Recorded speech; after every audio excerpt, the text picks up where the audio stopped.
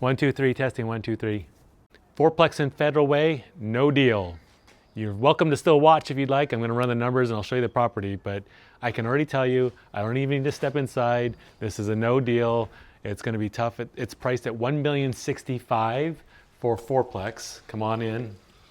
And yeah, I mean, some newer flooring and everything, and it's not a terrible floor plan. It's a little small and tight. You do have a nice half bath with stacked laundry here right in the entry.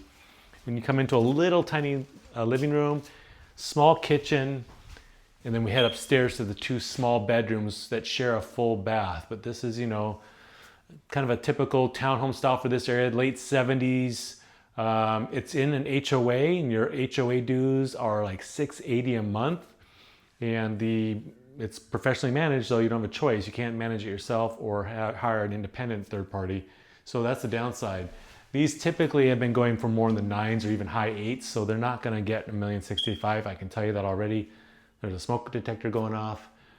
Stay tuned for some more shots of outside, and I will run the numbers.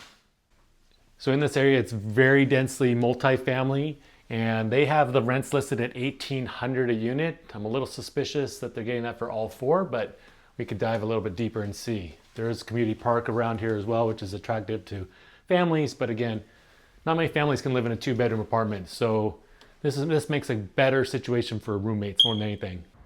I don't like totally bashing a property, there are some positives. I do like the carport situation. It's a little nicer to have that available. There's guest parking. It does look maintained fairly well. I mean, the roof looks decent. The neighbor's roof looks decent. The siding looks good. The windows are newer, which is helpful. And I mean, it's probably relatively quiet in this cul-de-sac area of multifamily, but it's very dense. There's going to be a lot of competition, a lot of turnover and stuff like that. All right, Rebecca and I toured this property yesterday afternoon. I'm running the numbers this morning, and just want to show you an example of how this would pencil, which it doesn't really. But it all depends on how much you put down and everything else. People say, how do you get to cash flow? Well, you're usually trying 25%, right? But usually these deals in our area, at least, it's 30 to 35%, unfortunately. So what does this look like? We get to here. This is the list price, $1,065,000 basically, with 25% down. I'm using 7%. We're kind of floating between that and maybe 7.25 or so. I'm not filling out all the details of the address and all this vacancy and square footage stuff because I'm just doing a template. It says 1,800 a unit. I'm not sure they're getting that for all of them. It doesn't say in the listing specifically if it's pro forma or not. If we scroll down, you can see though it is 1,800 listed for each one. I'd be surprised if they're all exactly that. And it didn't have anything for water, sewer, garbage, which I'm kind of surprised about. It's a managed property by the HOA. It has property management in place. I think it's about 10%. And they may be collecting RUBS, ratio utility billing, right, to recapture the utilities, the water, sewer, garbage, but it's not confirmed in this listing. So I'm going to assume that they are because they have zero listed when they did list for insurance and other things. Insurance number looks kind of low as well. But anyway, we'll go with that and put a little bit of vacancy in here. Let's see, we've got 10% management, 1,800 on both. And if we get to the snapshot that I use, it's not looking too great. 25% down, 7%. Your DSCR, debt service coverage ratio, is not even 1. That's why it's red. My snapshot does that, color coded. And then we get down here, you would be basically running about $300 negative cash flow.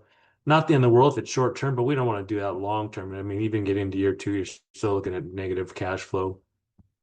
Your return is not great on cash. This is the dilemma that we have with a lot of properties these days, the prices and with the rates we have to apply. You're looking at putting almost $291,000 down.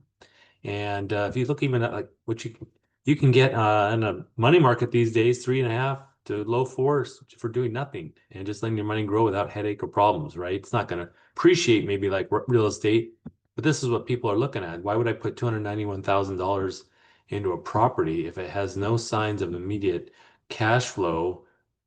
Even though you would be paying down some principal, but that's not a lot. Let's see, principal reduction here is 8,000 year 1, 8,700 year 2, which why I have then a total estimated return percentage here with a minimum, about 4% appreciation. We've historically seen double digits. Things kind of flatlined the last couple of years, but we're still seeing positive growth. Anyway, I don't think this deal obviously pencils at where it's at, but if you were to get it under maybe like a million, most of these actually are selling for in this Federal Way area. This is a very common area for multifamily, and you did 30% down. You're a little bit more cash into the deal, but at least now you're positive and your debt service coverage ratio is over one, getting closer to that 1.25. And let's see, we get down here. Now you're paying about over a six cap on the property, which is much better. And I think that's more realistic. It did say the seller's motivated. So if you would like to make an offer of any kind in the nines or whatever you feel comfortable with, let me know. You never know what the seller's motivation may be at the time. There's a lot, not many are distressed. We know that, but some are very motivated to exit and do something else with their capital. So I hope that's helpful, and thank you for watching.